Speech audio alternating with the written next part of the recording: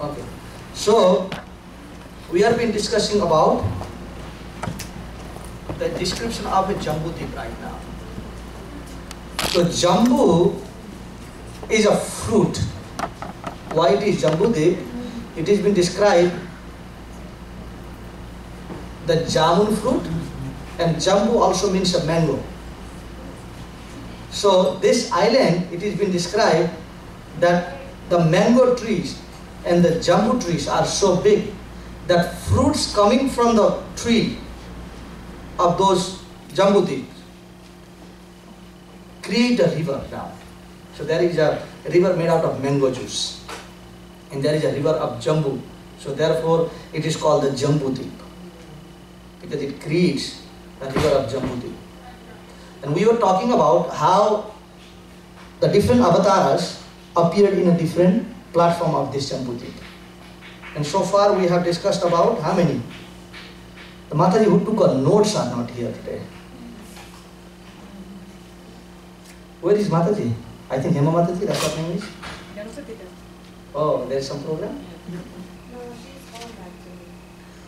So, we were talking about Uttar Kuru verse, where the Ishtadev was Lord Brahadev. So we studied about Lord Brahadev. How much do we know? What do you know from the last class about Lord Brahadev? What is Brahadev? When we say Brahadev, what incarnation is he? Boar incarnation. Why boar? He can dig the... So the Lord takes the avatars appropriate for the current situation. Yes? So at that time, big problem was that he had to dig something down from the water. So perfect avatar for that is the boar incarnation. So it has been described that right after the battle, the Supreme Lord fought a battle, and in between he played around with Hiranyaksha, because Hiranyaksha, this demon, was great powerful. And these two devotees, or Hiranyaksha and Hiranyakashipu, they are always an eternal servant of the Lord. Because originally, who are they? Jai and Vijay. Okay? They are actually in Vaikuntha. But their relationship with the Supreme Lord is called the Mahatma Gyan Prema. There are two relationships. Or you develop a love for Supreme Lord through two things. One is called the Mahatma Gyan Prema, and one is called the Keval Prema. Like the gopis of Vrindavan are Keval Prema. They don't love Krishna because he is the most powerful boy.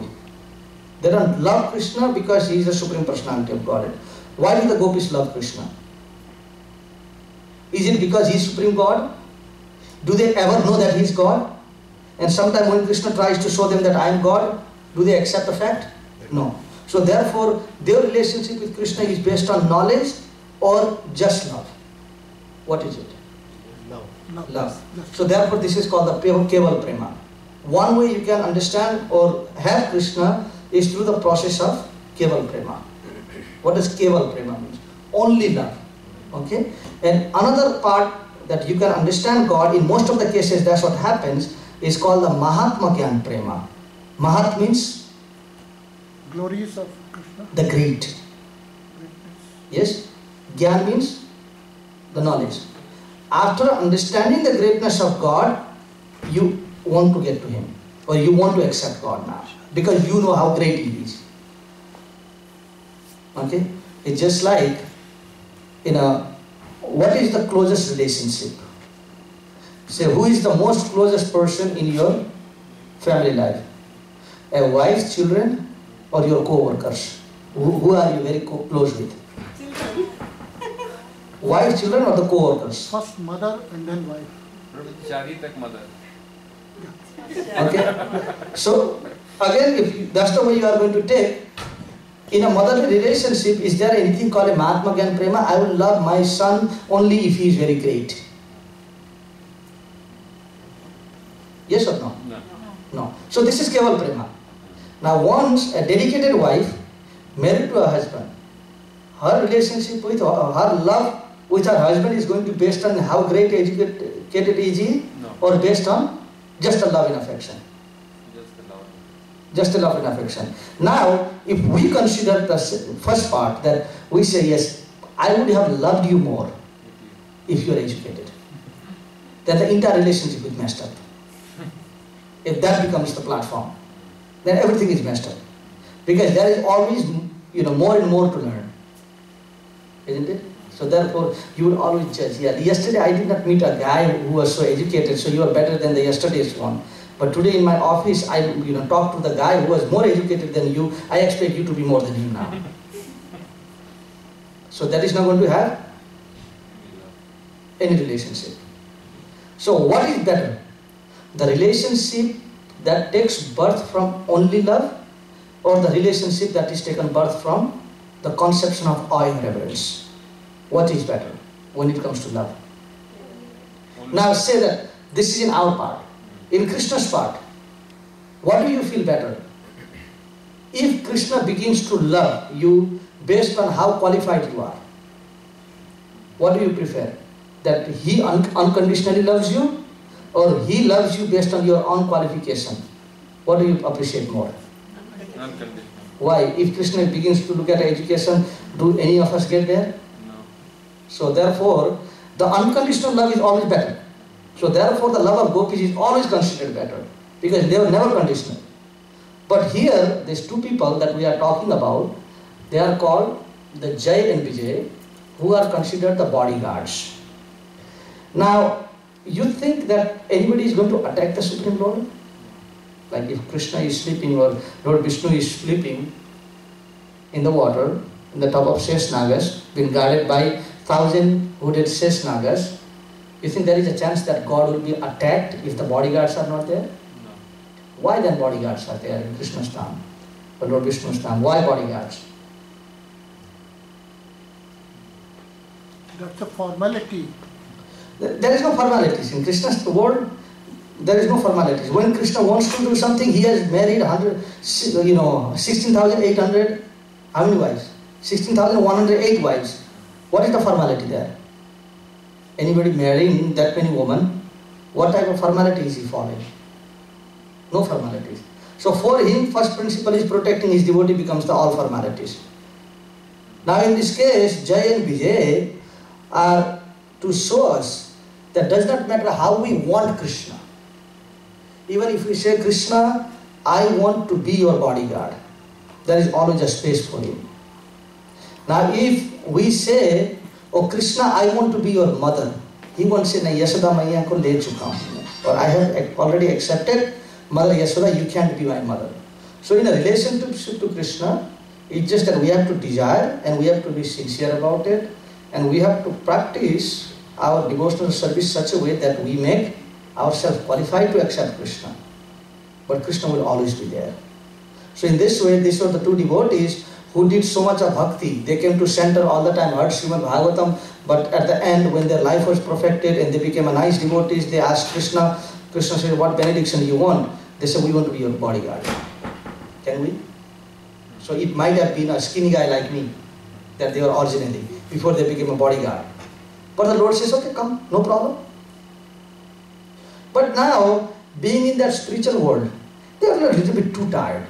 That relationship always being at the gate with the Lord, and where they see these cowboys and other devotees are always jumping on Krishna, they are running with Krishna, they are playing in the forest. So they also desired to have something called a birya ras. What does birya means? Bir. Bir means strength. So sometimes the Lord attracts those people who don't surrender with awe and reverence, but they want to be a challenging factor to Krishna, but also attaining through that. That is called a birya ras. Birya means you want to see this power potency of Krishna. You want to realize how powerful is he. So therefore, for that, what do you need to do? You need to fight with him in order to realize how strong he is.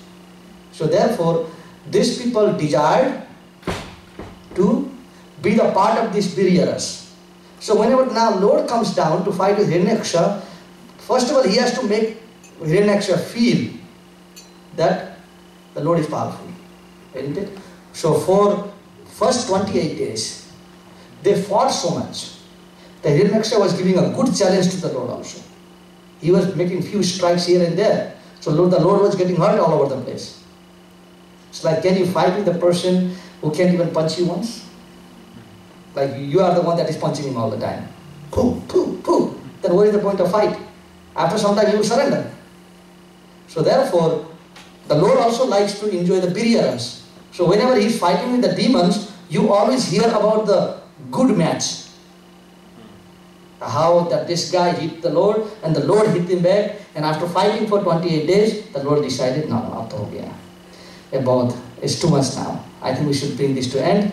So then he struck Hiranyaksha once. He came out of the water. So naturally, fighting with the water for a long time, the Lord's body was very weight. You know what do the boars do when they come out of the water? They go. So they take all the water out. So that's what he did. He severed. Then the hairs from the body of the Lord flew out. And they became what?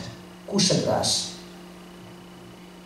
So these days, the importance of kusha grass comes so much in every pujas. Where is the kusha grass? Where is this? Where is that? Because this is actually the hair coming from the body of Lord Brahadev.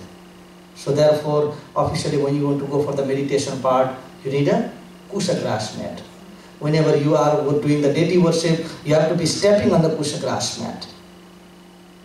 It has been described in the scriptures that the main reason why people use the deer skin, sometimes you hear of that in scriptures, and kusha grass is nothing like no insects, snakes, scorpion will climb in this kusha grass. No one does that. It's always safe. So even while you are meditating, nothing is going to attack you. So that is the purpose behind it.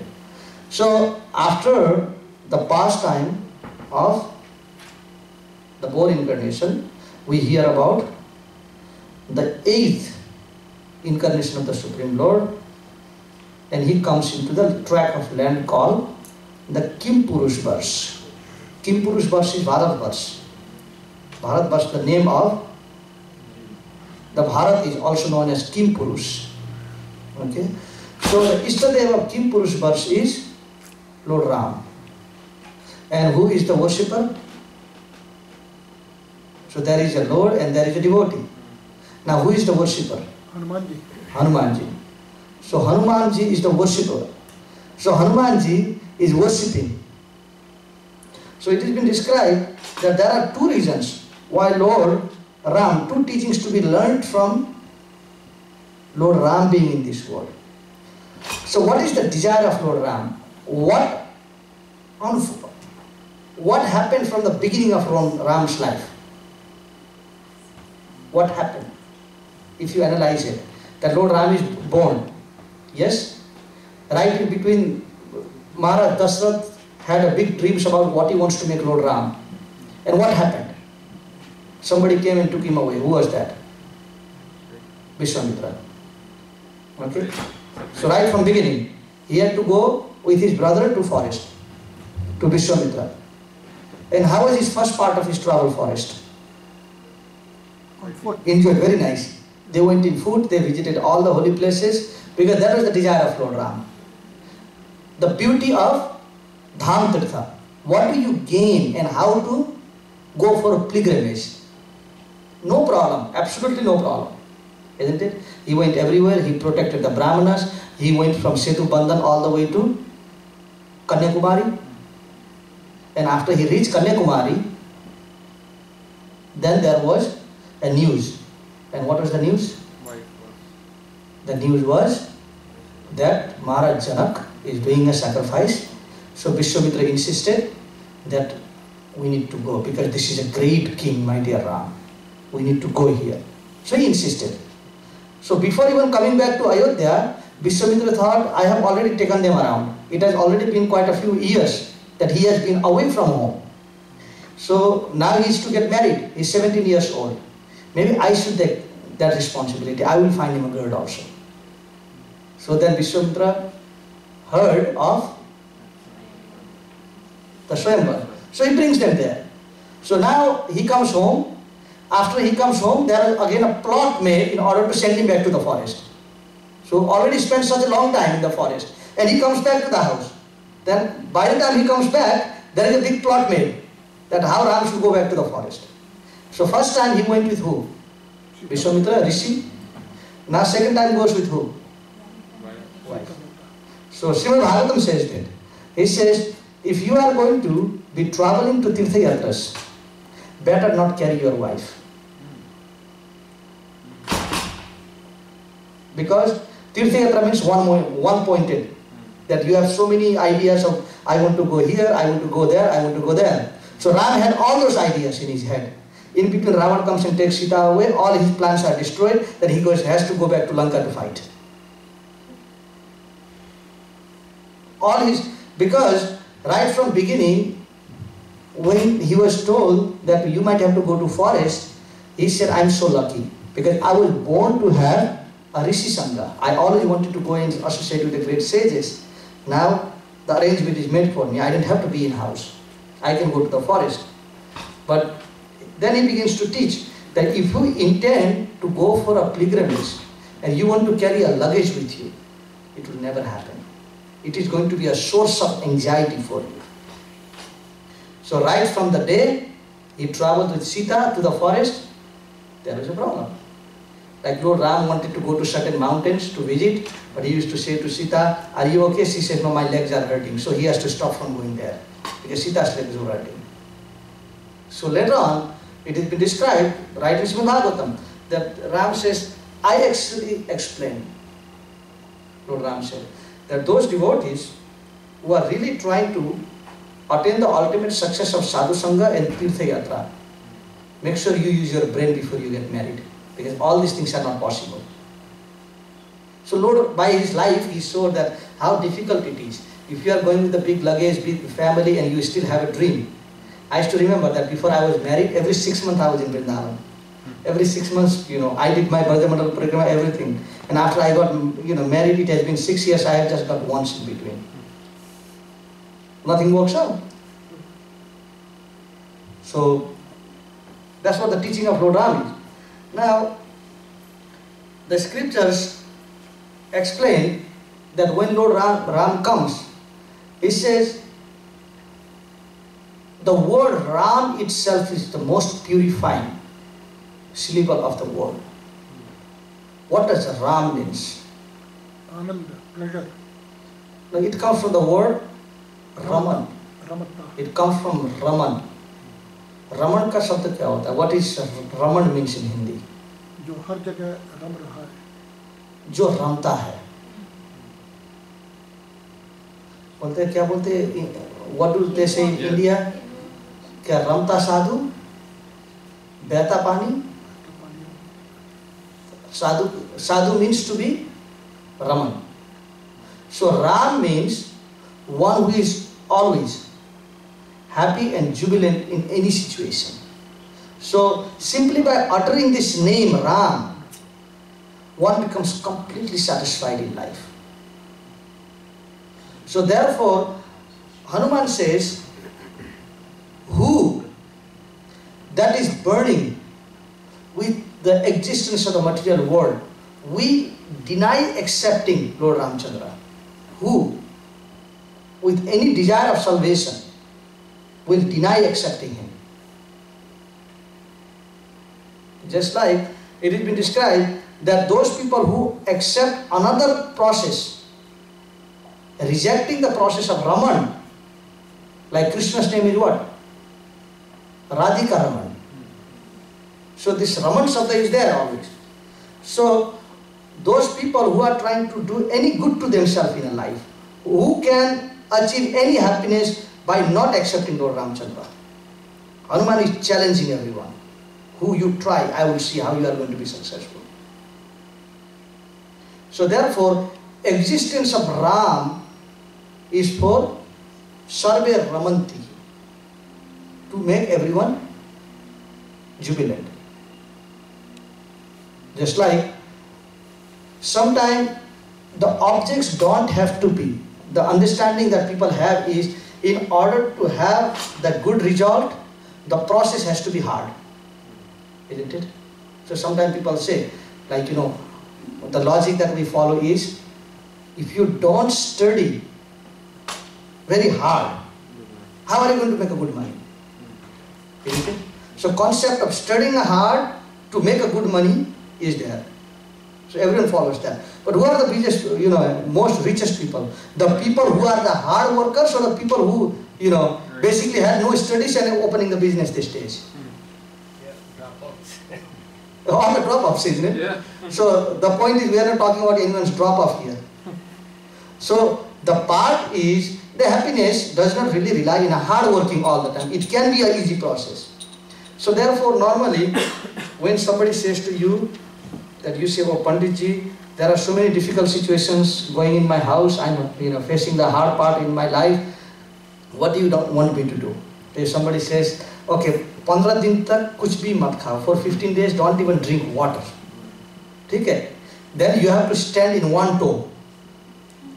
Yes? You have to stand in one toe and next to the fire. Then we think, kya process? What a nice process that is there. Somebody is giving me an important process because you know the hardness of that. So that people are more interested on. But if somebody says, "Ramati iti Ramaha," just say Hare Krishna, Krishna Krishna, Hare Hare, Hare Ram, Ram Ram, Hare Hare. Then people say, "No, this is too easy. Maybe there is no good result on this one." So we have this tendency to think that way. Isn't it? If you are well educated, even if you are jobless, people think that you have good money. Why? Because of the nature of your austerity. So people see in austerity, but what is the nature of Lord Ram? Less austerity and more result. So this is the nature of bhakti. In bhakti, what is the hard labor? Like Prabhupada used to say, people say that, am I spending or am I wasting my time doing devotional service? What is the proof that I am going to get God? Sometimes people say that, isn't it? So what is the proof? Now, our reply to that is, it's a fact that every one of us have attained how many births so far? How many births you think that you have taken so far? Countless. Sorry? I don't know. But the fact is that, yes, we have done many. The fact is that we have done many. We don't know how many. It's a countless. What is the success in all that? What have you really attained, do you know? It's like, life is something like this. In India, we choose sugarcane. Who choose the sugarcane? The people. So after chewing the sugarcane, what do they do? They throw it away. Now, who comes back there to chew that sugarcane that has been thrown away? The cows. Yes? The cows come back. So you chewed the sugarcane, and whatever you could chew, you chewed it. Yes? You spit it out because there was no juice. So the cow comes and thinks that there is more juice, so she takes the sugarcane back and begins to chew again. So the cow is chewing and she digests it. She puts it in the stomach. Then she throws in the form of a stool. Then the pig comes, thinks, oh, maybe there is some taste remaining in the sugarcane again, in the form of a stool. Then the pig is again trying it out. So Lord Ram says this is the reality of the world. Many of us already have chewed what has been chewed already. And this is called what? Punarvitayo iti charvadanam. We have chewed many times. So right now we are chewing something as in the form of a human being. Then the same human being comes in the form of a, say that cow, dog, hog or something. So then we say maybe there is more taste after I chewed it out. So who threw it out is you in a different species of life. Then the same living entity accepts another species of life, then begins to chew the same thing thinking there is. Many times we might have eaten grass also, isn't it? Instead of dal roti. Many times it might have been the durva grass, or many times it might be the different. So now, right now, if we say, "Ki Prabhu, can you just don't eat anything for 1 month, just take all the greens and leaves," we have a problem with that. Except if you like the salad and you can take salad all the time, but still not grass. So the Shastras say everyone been chewing many lifetimes. What is the success so far? Any success? Same punarapi jananam, punarapi maranam, jatharir jatharam, janari jananam. We have accepted another mother, isn't it? Every one of us has mother. And we have accepted another father. And is everyone afraid of the next part called the death also? We can feel that, isn't it? Otherwise, if no one has a fear of death, you will be just driving in a highway, just press your accelerator and just let it go all the time. Why use brakes in between? Because everyone has a fear of death. So many times we have taken birth, many times we have died. Again, we have faced the same situation of birth and death. So it's already total failure for our life. We have already failed. Any success so far? So the Shastras say, being a devotee, it might be a chance again. If you could take 100 chances and come to 0, take one more chance. If this works out, it's the best. Isn't it? But after all, say this. Being a devotee is useless. Okay, your 100 lives are already useless as not being a devotee. And 101 lifetimes, you thought, let me be a devotee, let me be a vegetarian, let me not eat onions and garlic, let me worship Krishna, let me fast in Ekadashi. Okay, you try this life standard. At the end of the life, you come and you realize that this was useless. But at least you can say, I ate a healthy food, isn't it? I slept less, like a bear. I talked nicely to the people. Well, being devotee means talking nice to the people also. So I talked nicely to the people, people liked me. But even if you did not attain Krishna, is this a success? In some way. So therefore, what is the loss? If you could try out 100 lives and become unsuccessful, try one more life and check out whether this works. Because everything else did not work. You had too many businesses, none of the business worked. Everything was a trial. Isn't it? Anyone succeeded? If we did succeed, we will not be here with so much prolonged game. So therefore, Hanuman says, anyone that wants any type of justice for himself, he said that he is drowning in the ocean and the large boat has come and the captain of the boat is just grabbing the people and saying, okay, you are drowning, just jump into the boat, but you don't want to get into the boat. So he says, the Kripa of Ram Nam is like a gigantic boat for the people who are drowning in the water of birth and death. So therefore, anyone that wants justice for himself must accept the lotus feet of Lord Ram.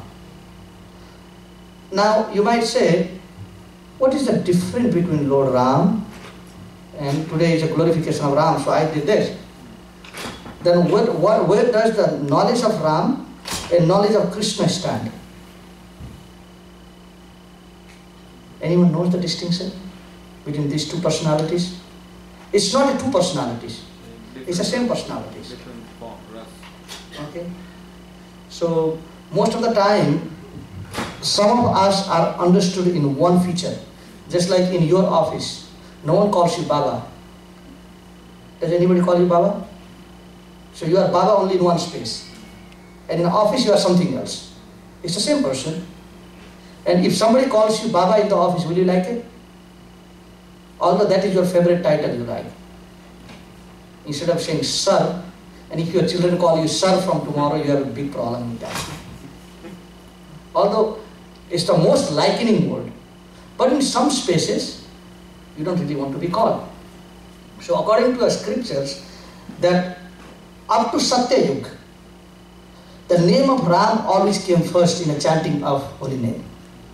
Therefore in India there is some type of confusion. Sometimes people go Hare Ram, Ram Ram, Hare Hare, Hare Krishna, Krishna Krishna, Hare Hare. But in the mission of Chaitanya Mahaprabhu, how do we go?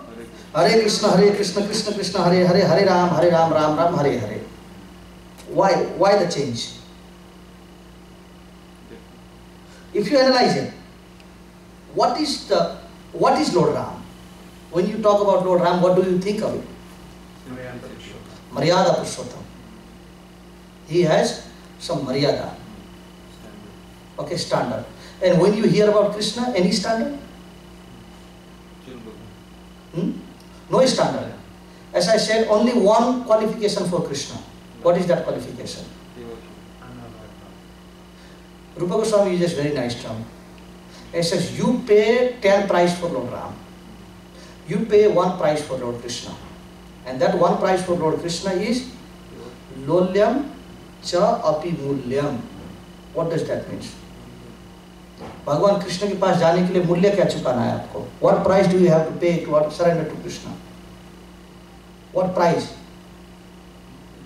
Lolyam cha api mulyam.